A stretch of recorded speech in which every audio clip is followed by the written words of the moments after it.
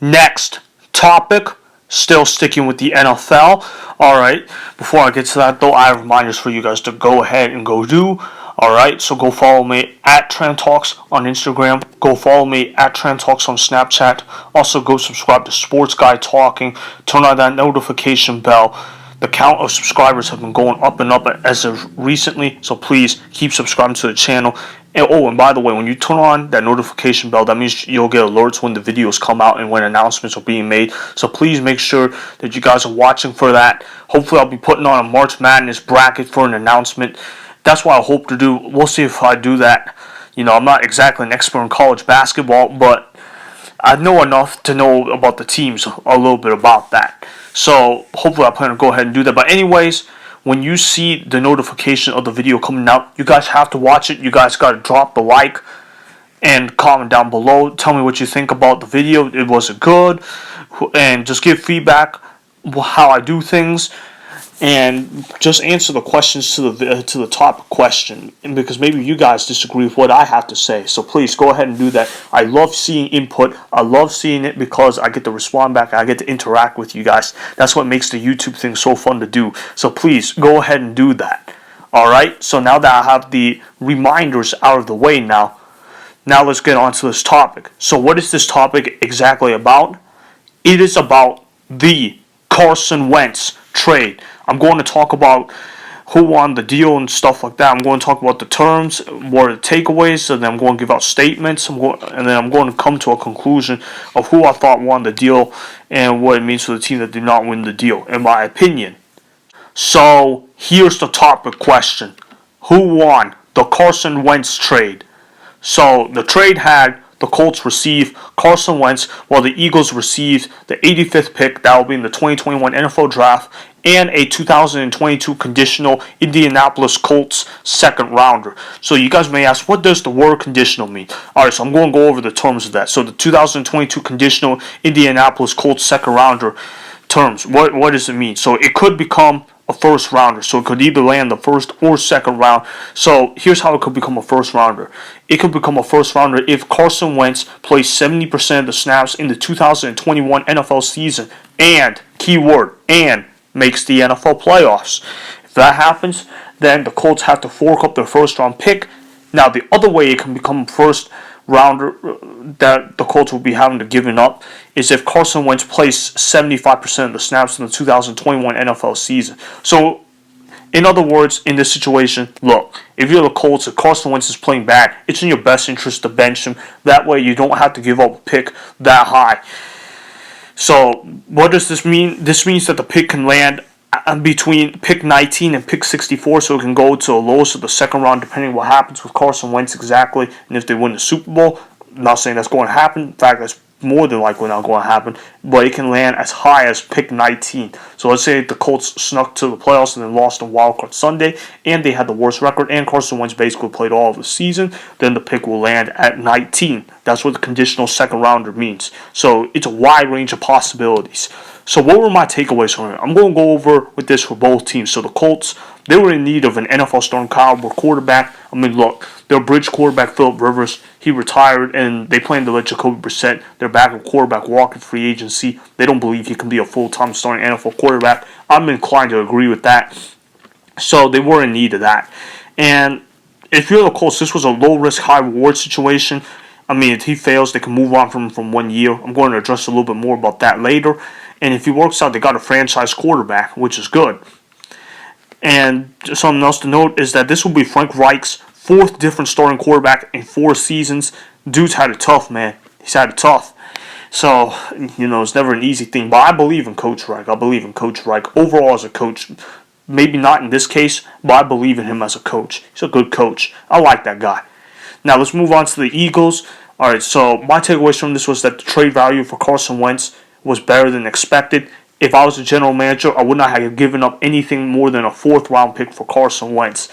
So, and I heard about reports that he was available for first round picks, but I never bought into that. I mean, if somebody gave up a first round pick for Carson Wentz, you might as well fire the general manager on the spot. Whoever did that. And my mentality with the takeaways for the Eagles is that something is better than nothing.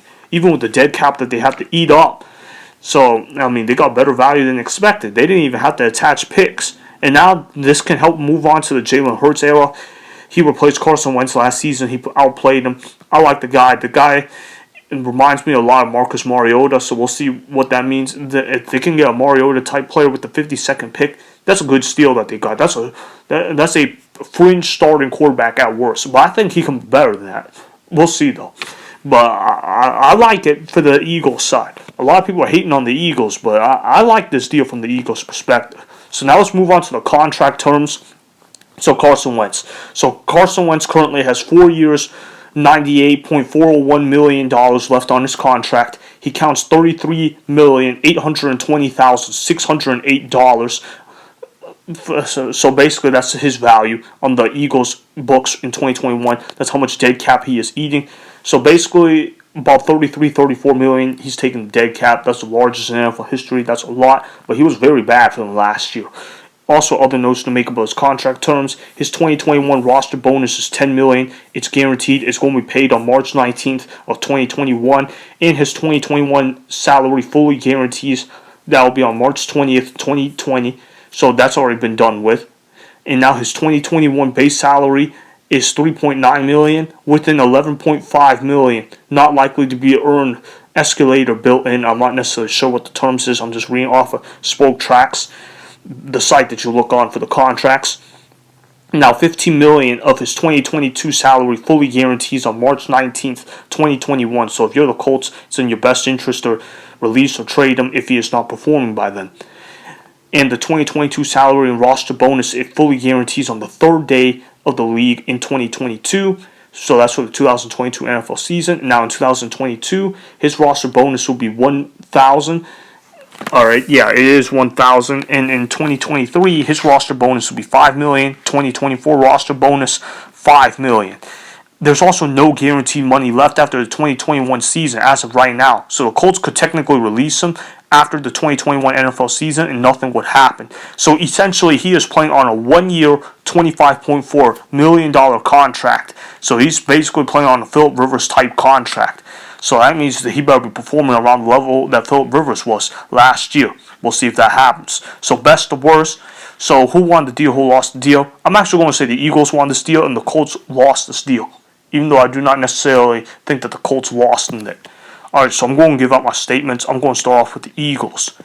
So this was an addition by subtraction move by the Eagles at the quarterback position. Although they took a large dead cap money move, it was best for the team as Carson Wentz played terribly for the Eagles last season. There's no denying that. He was really awful in the NFL's worst division, maybe of all time. In terms of in that division. Literally, if Carson Wentz was Alex Smith level competent, and we're not talking about Alex Smith competent, I'm talking about 2020 Alex Smith level competent, they would have won that NFC East division title.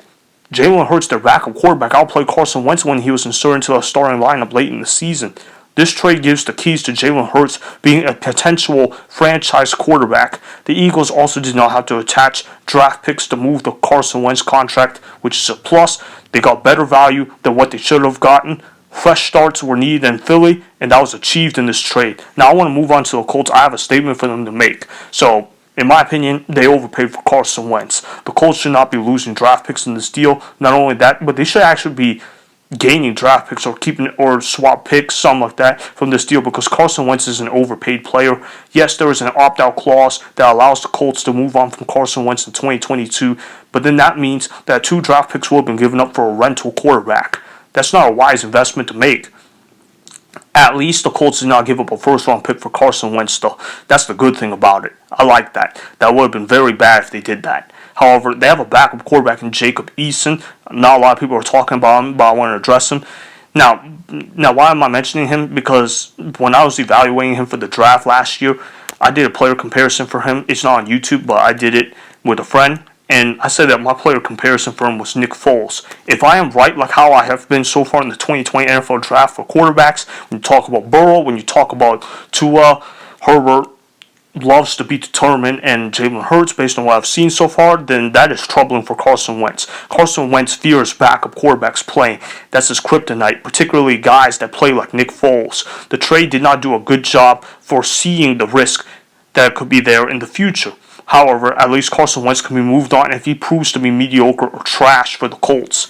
So, what's the conclusion? What do I actually think about, like, based on everything that I've said, what are my takeaways from it, and what do I believe happened? So, I'm going to say this. The Eagles were actually the winners of the Carson Wentz trade, but the Eagles did get better value than what they should have gotten for Carson Wentz. Carson Wentz might be a fine quarterback for the Colts, but he will likely not be a better quarterback than Phillip Rivers was in 2020. I can't see that. The Colts might have a chance to win the AFC South Division title, but their ceiling with Carson Wentz seems to be a team that will be knocked out on Super Wild Card Weekend. The Eagles get rid of the horrible contract that Carson Wentz was on. They gain draft picks from this trade instead of having to attach draft picks in order for a team to take on a bad contract. The Eagles can now move forward with Jalen Hurts at quarterback, a guy that was solid for them overall last season. They also play in an easy NFC East division, so they might be able to win that if Jalen Hurts plays like a top 20 quarterback, if he played like the way he did late last season. The Eagles have two options to go with now that this trade has been made.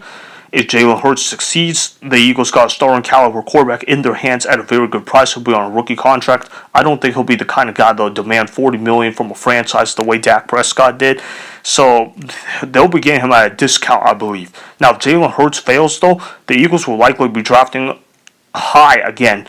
And with the 2022 QB class looking a lot weaker than the 2021 QB class, it would be safe to say that the Eagles will be in position to grab a top quarterback in 2022 with better cap situations for them that can take the route that the 2020 Jaguars did in the way of taking Trevor Lawrence. Overall, though, from best to worst, here are the teams that won the Carson Wentz trade. It is the Eagles, then the Colts. So that's what I have to say about for both of these teams. Those are my thoughts on why I have the reaction that I have on the Carson Wentz trade.